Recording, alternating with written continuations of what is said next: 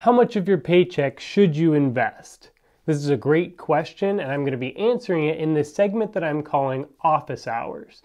You see, in real life, in the classroom, when I'm teaching the theory, I'm teaching the broad idea, and for most people, most of my students, that's fine. They're getting all the information that they need that's going to be able to help them pass the course. But for a select few of them, they like to come in and just meet with me for office hours. And in that time, we go a little bit deeper. We may even go over some individual questions or things in how it can actually be practical in their life specifically.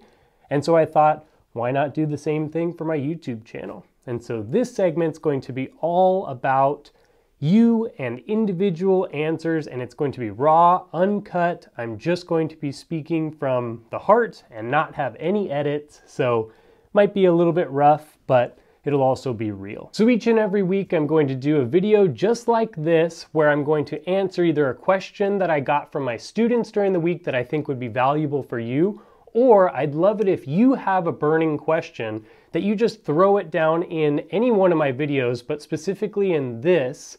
Maybe even today, throw a question that you've been thinking into the comment section now, and I'll read those over and I'll pick the best one for next week. The question today is about how much of my paycheck should I invest? And the answer to that is actually two separate answers for two separate people. The first type of person has no budget. This person doesn't really understand how much money they have or how much money they have at the end of the month or in the middle of the month or anything. And so the answer for that person is a little more complicated. So I'm going to answer that part second. First, we're going to talk to the person who does have a budget. This person knows exactly how much their expenses are, how much they're spending on each and every little thing. They also understand that, okay, I have this amount of money that I can do something with. And so to start off, good job, first of all. But when we are looking at how much money should we invest, I want to take it one step further back and just ask you, what is it that the goal is right now? What is the goal long term? Because what I'm seeing and what does a lot of damage, in my opinion, is a lot of YouTubers, a lot of finance books, they tell you that you need to constrain as much as possible, that you just need to cut back on everything in your life as much as you can, and then throw all of that money into investing to further your life way down the road. While I agree with that to a certain extent, I also very much disagree with only looking at investing through the lens of 40 years from now. Because the issue is that you might burn out trying to get there.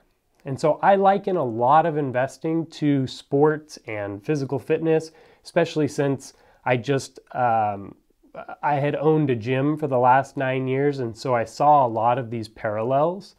And one of the things that I like to look at is, especially in the NFL, right, the National Football League here in America, if a team has a superstar running back and they possibly could make this running back run the ball 40 times in a game, they probably will win the game if it's an absolute superstar of a running back.